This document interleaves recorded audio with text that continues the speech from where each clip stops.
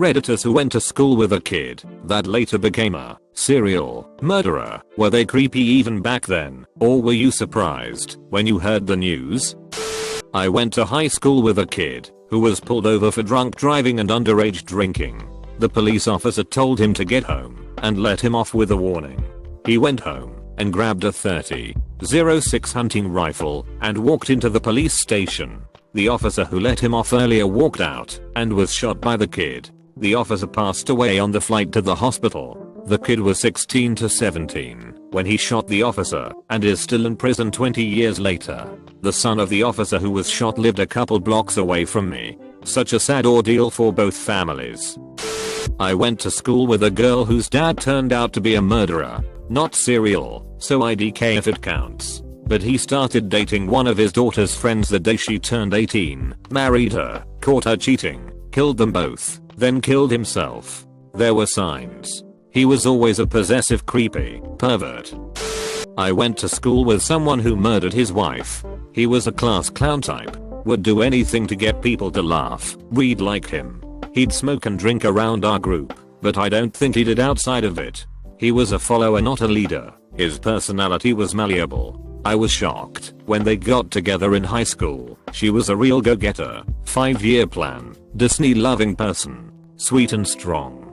I wasn't surprised they got married, since she was the type of girl again with a 5-year plan, and also I imagine she didn't like living together without being married. Anyway, after 4 years of marriage he stabbed her to death in their home on a Sunday. Turns out he had been seeing hookers and had lied about getting his master's degree, which she and her family paid for. Back in elementary school, there was a kid in my class who had horrible temper management. If he was upset, he would suddenly scream and kick or punch things around him. Violent tendencies. He transferred to a school in the US in middle school, but I found him on Facebook couple years later. He seemed to have become less childish and had lots of friends at his new school. Fast forward to college, my friend showed me an article of a student at a university in California who attempted to murder his roommate. Lo and behold, it was the kid in my class. He apparently stabbed his roommate in his sleep, survived eventually, and then slit his own throat, also survived. His police mugshot shows a huge gash wrapping around his neck, all stitched up. Last I read of him, he went to prison. I lived next door to this kid who seemed completely normal. We played together all the time. His family was a bit religious and mine wasn't, but as a kid I didn't notice anything odd. We grew apart in high school. A few years after high school he met an older woman, late 30s when he was early 20s, and moved in with her and her 2 daughters, who were like 8 and 10. She came home from work and found that he'd stabbed them both to death and hung himself in the woods behind her home. Still fucks with me. I went to school with a boy who turned out to be planning a terrorist attack on the school. He was caught before he carried anything out and was one of the youngest to be charged with terrorism. He was shy and quiet but very smart, got a full scholarship to Hopkins. He threw it all away, not only for him, but for his brother, that had been dreaming of working for the government. No way he will get a clearance now, with a convicted terrorist as a brother. Had a classmate who I knew through similar circles brutally murder a gentle-hearted soul from a neighboring town. Happened at our town's annual festival. Victim was playing in a band, and went to sleep in his car after plenty of pints. Scumbag comes to rob his car not seeing the sleeping guy in the backseat. He wakes up a little bit after driving out of town. He proceeds to beat him from the front seat, then pull a rock from the side of the road and beat him with it. Once unconscious he dragged him out and proceeded to run him over multiple times in order to make it look like a hit and run. I should make it clear that this pose was notoriously on a lot of drugs and had many convictions prior. He left him on the road and drove the stolen car to friend's house. His said friend called the police after he went to sleep, and the police arrived. They arrived, saw the car and Pose asleep on couch covered in blood. He made a run for it while in custody twice. Poor policing.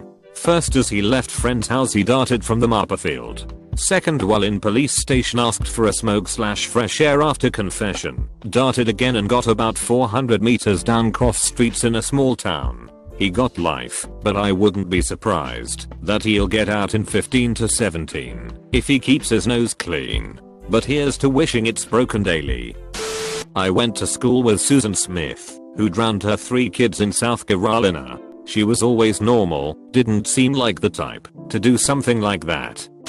I went to school and hung around a girl that murdered her baby. To sum it up, she had a baby in high school. That kid was taken away around 8 months due to brain damage from abuse. She got pregnant after that, like she was a tiny girl, and was clearly pregnant, and kept denying it. Her and her boyfriend had no intentions on raising this baby, and planned to murder it. Baby was born, they stabbed it in the heart, and burned the body. Her social workers noticed her huge bump was gone and called the cops. Cops found what was left. Found a lot of search history on her laptop that made it clear she'd been planning the murder for months. It was shocking that it happened, but not super shocking. I mean, she did abuse her first child. Her and her boyfriend were drug users, and when we hung around in school she'd show pictures of her baby, yet always seemed so disconnected when you'd ask her anything about the baby. Honestly, it's been like 10 years and no one knows why they killed this baby. She could have had an abortion for free, but chose this instead. She ended up blaming her boyfriend for everything. He got maximum, she got 30 months, and had since gotten out, and had another son. There was this kid that would get bullied regularly in high school. He was silent, a bit weird, wouldn't really talk much, even if you did try to converse with him. Then one day he snapped, stabbing his parents before school, killing his father, and stabbing his mother numerous times. Survived. She managed to call the police. They picked him up on the bus on his way to school, and found on him a knife and list of all the people he was planning kill in school. Sydney, Australia, Oak Hill High School. I was best friends with a girl who is in prison for killing her baby. She was a foster kid, and that's how I knew her. My step-aunt was her foster mother. She would tell me about how her mom abused her physically and sexually growing up. Her mom also let men rape her for drug money. It bothered her, but she seemed to be well adjusted, and she always talked about wanting to have children. The doctors said her uterus was damaged from being raped as a child, but she got pregnant. I lost contact with her when she got married and was pregnant, but I knew about it because my sister told me. I was really happy for her and just knew she'd be a good mom. Boy, was I wrong. She had a daughter and apparently became very jealous of her. She hated it when people would focus their attention on her daughter and not her. Her husband decided that he was going to divorce her and they separated. They had joint custody, so on a weekend that he was supposed to have the baby, she brought her to him. The baby was lethargic, her eyes were shaking, he couldn't get the baby to respond to anything. Then she started having seizures. He rushed the baby to the hospital where she died. They did a scan on her brain, and it was pretty much soup. The mom was angry about the separation and shook her. This girl was in child development class with me when our teacher was showing us what a baby's brain looks like after shaking baby syndrome. I had to leave the class because it was so horrific. She was sitting next to me when we saw it. I just couldn't believe. I couldn't sleep for weeks knowing that this person I once loved and considered an unofficial sister could do something like that. My step-aunt who fostered her and gave her a chance was hysterical. It was just all around awful. There was a guy in my class who tried robbing a fast food chain restaurant. He used to work there, and the girl he stabbed was a manager that he had clashes with in the past. Stabbed her as he was trying to force his way in, got the money, and before walking out, turned around and stabbed her up to a total of 8 times. I remember him being a bit of a punk, but not murdering kind of punk. Not sure if it counts, because I didn't know the kid too well in high school. Recently got a bunch of messages saying, "Do you remember buddy? He just killed a girl and her kids." Only memory of him I had was that he was very hot-headed. Turns out he went into a blind rage, murdered his girlfriend and her 2 kids. One kid made it because she was at a driving lesson and not in the house. I went to school with a guy who was rumored to be gang affiliated. For the sake of the story, we'll call him Jay. I didn't believe them at first because the guy was a total clown. However, around the time 8th grade started, Jay started writing really creepy poetry in our literature class. Lots of cryptic references to gun violence, death, etc. His personality also started changing. Jay was really hostile towards other students, disobedient in class, and started getting into fights outside of school. It was very disturbing, but amazingly enough, none of my teachers ever talked to him about the content of his work, his behavior, or brought it up to his parents. I wish they had, because maybe they could have gotten him help before it was too late. Eventually we graduated, and I didn't see him anymore. 10 years later, I see his face plastered all over the local news. As it turns out, he was in fact a gang member, and was wanted for shooting a man to death outside of local park in downtown. Jay turned himself in 12 hours after the shooting. The truly sad part is that Jay didn't even kill his intended target. He got him mixed up with an innocent man who was cutting through the park to get home. It was unbelievably tragic. The guy Jay killed was a recent college graduate with a wife and 2 kids. This man had his whole life ahead of him, and it got taken away from him because of some stupid gang bullshit that had nothing to do with him. If that wasn't bad enough, there was actually a string of similar murders, about 17, that occurred in the months prior to the shooting. All of the previous murders played out similarly, late at night, in secluded areas, and all victims were killed via drive-by shooting. Jay and his crew are currently the prime suspects in all of these murders. Last I heard, they were all in custody and awaiting trial. I hope they all get put away for life. Not necessarily murder, but definitely complete indifference. I went to high school with one of the fraternity brothers from Penn State who let a pledge die of alcohol poisoning on the couch in their frat house. They wouldn't take him to the hospital and let him lay dying while they partied on. They all got off with a slap on the wrist. He was always super chill, nice, and good looking. I was really surprised to hear that he had a role in what happened to that kid, considering we went to a military school. I went to school with a guy who murdered his girlfriend and his parents. He was always an asshole, even as a kid. He was a bully and just verbally mean to most everyone. That also made him kind of a cool kid, so he did have friends, so he wasn't an outcast. That being said, I never would have thought he'd become a killer. As far as I know, he doesn't even have a bad home life history of abuse story that helps explain why he is the way he is. I think he is just a fundamentally broken person. I just thought he was a jerk. I had no idea how deep it went. Last I checked, he was in prison for life, so I guess that's that.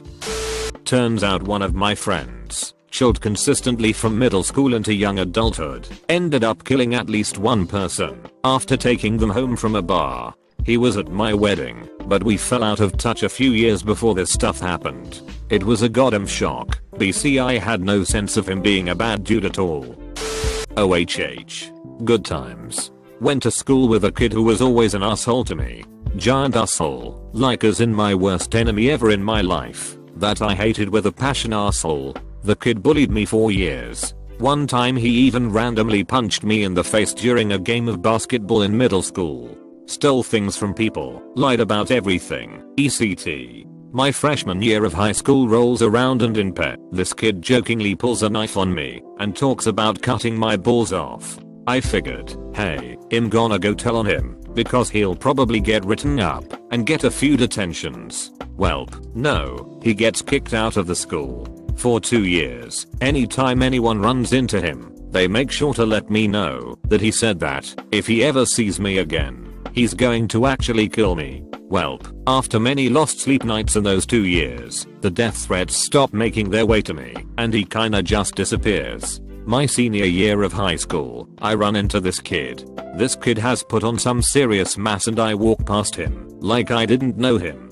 2 weeks later, he's arrested for murder. So it turns out, here's what happened from his timeline. All was announced later as he was a minor when this all had happened. This kid gets kicked out of school. He decides that it's a good idea to start trying to steal cars to make money, so him and 2 friends go steal cars and hold people at gunpoint. One was above 18, so he got 10 years in prison. Murdered dude was 16 and his friend, who was also 16, testifies against him for being the wielder of the gun. Murdered dude gets 2 years in big boy prison while his friend, or now former friend, gets a year of probation.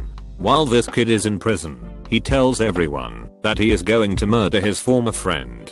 Well, less than a week out of prison, the time frame that I saw him, he murders the kid by stabbing him 26 times. pulls the kid's teeth out of his dead body to hide dental records, and puts the dead body in a blanket and sets it on fire in the middle of the woods. Then texts his new buddy to let him know that the murder was finished. Welp, police caught him right away, as he told everyone that he was going to commit a murder, and he had text messages proving his guilt, so he is now serving a life sentence without the possibility of parole. Not one bit of me is surprised, though part of me feels awful for getting him kicked out of school. I really didn't mean to do that. Now here's the thing, is anyone surprised that he committed this murder? Not at all. If I ever met one person in my life who was capable of murder, it was this kid. This kid was the absolute definition of an asshole. Just the most awful kid. Now that being said, his home life was shit, and for that, I feel bad for him. To be fair though, him going to prison for life was the most mentally relieving thing to ever happen to me.